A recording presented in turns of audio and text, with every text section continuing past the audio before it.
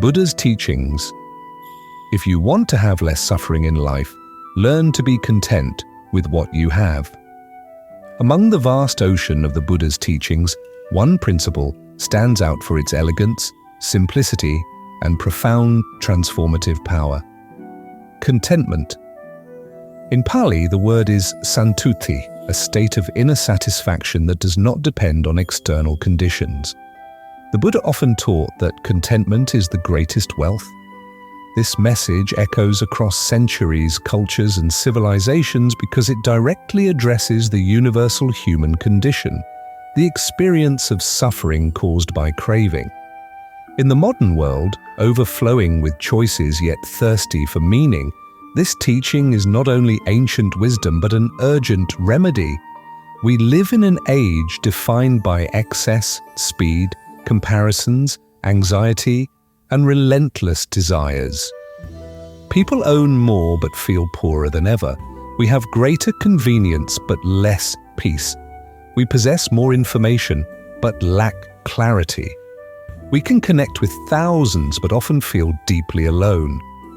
The Buddha's insight is strikingly relevant. If you want to have less suffering in life, learn to be content with what you have.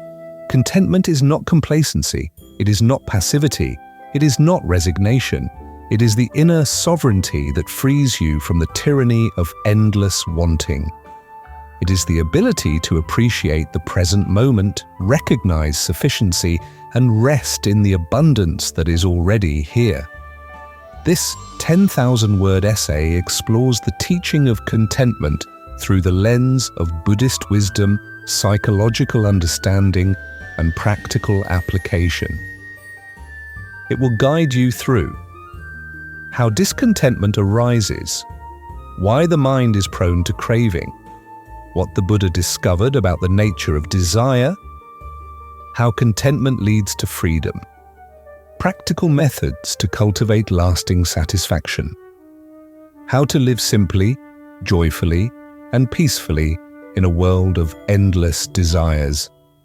Let us begin the journey toward santuti, toward the heart of peace. Chapter 1. The Roots of Human Suffering. 1.1. The Noble Truths and the Origins of Dissatisfaction. The Buddha's first teaching, the Four Noble Truths, identifies craving, tanha, as the primary cause of suffering. Craving is not merely wanting something, it is the compulsive, restless, I cannot be happy until state of mind that keeps us endlessly chasing after experiences, possessions, relationships, status, beauty, and pleasure. Craving manifests in three forms. 1. Craving for sense, pleasure. 2. Craving to become something. 3. Craving to avoid or escape something. These cravings generate dissatisfaction because the mind projects happiness onto something external, and when reality falls short, disappointment arises. Even when desires are fulfilled, the pleasure fades and new cravings arise. The Buddha described this cycle as insatiable is the world with its desires. Discontentment is built into the structure of craving itself. 1.2. The nature of the wanting mind. The mind has a built-in bias toward noticing what's missing, comparing itself to others, imagining a better future, clinging to comfort, resisting discomfort. This neurological tendency once helped humans survive, but in modern society it fuels chronic dissatisfaction. The Buddha taught that craving is like drinking salt water. The more you drink, the thirstier you become. Modern psychology confirms this through the hedonic treadmill, the tendency of humans to quickly return to a baseline level of happiness even after major positive events. Thus, without mindfulness and wisdom, people remain stuck in a loop of desire, fulfillment, temporary pleasure, new desire. 1.3. Hey, the illusion of more. One of the deepest illusions the Buddha exposed is the belief that more always leads to happiness. More money, more possessions, more recognition, more comfort, more experiences. yet more often leads to more anxiety, more maintenance, more comparison, more attachment, more fear of losing. The Buddha reminded us contentment is the greatest wealth. Having little but being satisfied makes one truly rich. Those who are rich in contentment cannot be impoverished by circumstances. Chapter 2. What contentment truly means. 2.1 Contentment is inner peace, not outer possession. Contentment is not determined by the quantity of what we have, but by the quality of our relationship to what we have. It is gratitude instead of greed, appreciation instead of complaint, presence instead of longing, sufficiency instead of lack. Contentment does not forbid ambition, improvement, or healthy goals. It simply frees you from the illusion that happiness lies elsewhere. 2.2 Contentment versus complacency. Many people misunderstand contentment as passivity, but the Buddha never taught laziness or resignation. In fact, contentment supports more clarity, more energy, more creativity, more compassion, more ethical effort. When the mind is at peace, actions become purposeful rather than reactive. Contentment is being fulfilled in the present while still moving toward wholesome growth without desperation. 2.3 The beauty of enough. Enough is a sacred word. It is the emotional threshold where gratitude replaces greed. To recognize enough is to step out of the endless cycle of grasping. When you learn to say, "This moment is enough," "This breath is enough," "Who I am right now is enough," then life becomes abundant, even without luxury. Chapter 3. Why contentment reduces suffering. 3.1 Contentment ends the war.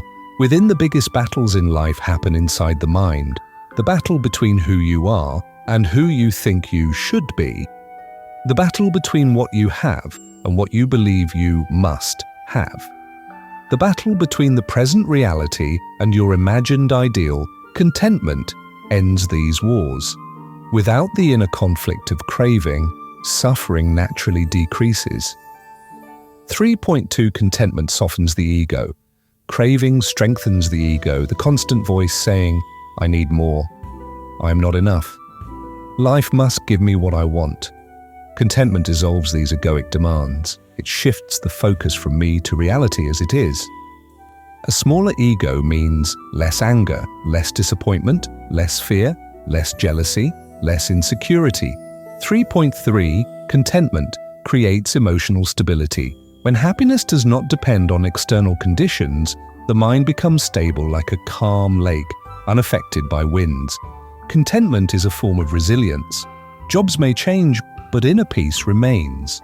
Relationships may shift, but gratitude remains. Wealth may rise or fall, but joy remains. This is true, unshakable happiness. Chapter. The Buddha's Own Life of Contentment. 4.1 The Prince Who Walked Away from Luxury. Siddhartha Gautama lived in unimaginable luxury. Palaces, servants, music, pleasure, comfort. Yet he saw clearly that luxury does not protect anyone from decay, illness, aging, or death. His contentment came not from abundance, but from awakening. He discovered nothing outside can give lasting peace. 4.2 The Buddha's Simple Lifestyle. After enlightenment, the Buddha lived with one robe, one alms bowl, no possessions, no wealth, no desire. His contentment was so complete that even kings bowed before his serenity. He taught monks to be content with little because contentment brings freedom, time for meditation, clarity of mind, joy in simple living. 4.3 The Buddha's definition of true wealth. The Buddha redefined wealth as virtue, wisdom, compassion, inner peace, contentment. To him, a poor person with contentment is richer than a king drowning in craving. To Chapter 5. How discontentment develops in modern life. 5.1 The comparison culture. A major source of modern suffering is comparison. People constantly compare. Income, appearance, relationships, achievements, lifestyle, success. Social media amplifies this, showing edited fragments of others' happiest moments. The result is envy, insecurity, low self-esteem, discontent. The Buddha taught, comparing oneself with others leads to pride or envy. Contentment destroys the need to compare. 5.2 The endless ads that create. Artificial wants, modern society, survives by generating desire. Every advertisement tells you you are not enough. You do not have enough. You are missing something. Your life will improve only if you buy. This fuels perpetual dissatisfaction. Understanding this manipulation is the first step in regaining sovereignty over your mind. 5.3 The myth of the perfect life.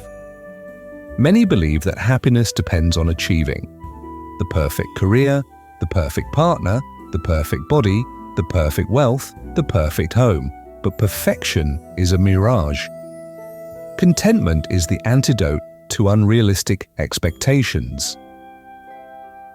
Chapter 6 Psychological benefits of contentment. 6.1 Reduced anxiety and stress. Contentment lowers cortisol, anxiety, chronic stress, overthinking, because the mind stops chasing future outcomes and returns to the present. 6.2 Greater emotional regulation. A content mind responds wisely rather than reacts impulsively. You become calmer, more patient, more compassionate, more centered. 6.3 Improved relationships. Discontentment often leads to blaming, controlling, demanding, criticizing. Contentment fosters acceptance, love, forgiveness, emotional generosity. When you are at peace with yourself, you are at peace with others. 6.4 Increased happiness. Baseline. Gratitude and contentment raise your baseline happiness level. Even when difficult events occur, the mind quickly returns to peace. Chapter 7 Practices to cultivate contentment. 7.1 Mindfulness of the present moment. Mindfulness dissolves cravings because it anchors you in now instead of regretting the past, craving the future, comparing with others. Practice, observe your breath, notice sensations, feel your emotions without judgment, watch thoughts arise and pass. The more present you are, the less you crave. 7.2 Gratitude. Meditation each day. Reflect on 3 things you appreciate, people you are thankful for, comforts you often take for granted. The brain cannot simultaneously feel gratitude and craving. 7.3 Simplifying life. A simpler life creates space for contentment. Simplify possessions, commitments, entertainment, expectations. When life becomes less cluttered, peace emerges. 7.4 Practicing enoughness. Throughout the day, remind yourself, this is enough. I have enough. I am enough. This breaks the habitual pattern of not enoughness. 7.5 Meditation on impermanence. Understanding impermanence helps you appreciate what you have while you have it. It brings gratitude, acceptance, reduced attachment, deeper joy. 7.6 Cultivating compassion. Compassion shifts the focus from what I want to how I can help. Compassion reduces self-centered desires and increases inner fulfillment. So Chapter 8 Contentment in daily life. 8.1 Contentment at work. Instead of chasing status, focus on meaningful contribution, skill development, relationships, purpose. Work becomes a practice of mindfulness, not a battlefield of ego. 8.2 Contentment in relationships. Rather than expecting others to complete you, cultivate appreciation, understanding, kindness, healthy space. Love thrives where gratitude exists. 8.3 Contentment with the body. Instead of idealizing perfection, recognize your body is a miracle. It carries you through life. It deserves compassion, not criticism. Treat it gently. 8.4 Contentment with material things. Use possessions without letting them possess you. Embrace durability over trend, simplicity over glamour, function over show. 8.5 Contentment with the self. The deepest contentment arises from self-acceptance. Your strengths, your flaws, your past, your journey. Self-kindness is the foundation of inner peace. Chapter 9. Transforming the mind from craving to contentment. 9.1 Recognizing craving. Before you can dissolve craving, you must notice it. Longing, restlessness, dissatisfaction, fear of missing out, the urge to possess, awareness weakens craving's power. 9.2 Investigating desire. Ask, why do I want this? Will it truly bring lasting joy? Is this want coming from insecurity? Am I comparing myself to others? Most cravings diminish under inquiry. 9.3 Replacing craving with mindful satisfaction. When desire arises, shift attention to the breath, gratitude, present moment awareness, compassion. This rewires the brain. 9.4 Letting go of the illusion of control. Contentment arises when you accept that you cannot control everything. Outcomes are uncertain, change is constant. Letting go brings peace. Chapter 10. The Spiritual Wealth of Contentment. 10.1 Freedom from attachment. Attachment is the root of suffering. Contentment loosens attachment, allowing you to enjoy life without clinging. 10.2 Joy in simplicity. When the mind becomes simple, the world becomes beautiful. A sunset, a cup of tea, a conversation, a breath, even small moments become sacred. 10.3 A life of inner abundance. Contentment reveals the abundance already present. The air you breathe, the people you love, the opportunities before you, the miracle of consciousness. You realize nothing is missing. 10.4 The path to enlightenment. Contentment is a key step toward awakening. A discontent mind is too agitated to see clearly. A content mind can meditate deeply, understand reality, experience true peace. Conclusion. The art of being content with what you have. The Buddha's teaching on contentment is not a command, it is an invitation. It is an opportunity to step off the treadmill of endless desire and rest in the richness of the present moment. To be content is to be free. To be free is to be happy. To be happy is to end suffering. The world will always offer more things to want. But wisdom lies in recognizing that true happiness comes not from getting everything, but from appreciating everything. Let these words guide your life. If you want to have less suffering in life, learn to be content with what you have. May you cultivate santuti. May you know true abundance. May you be at peace.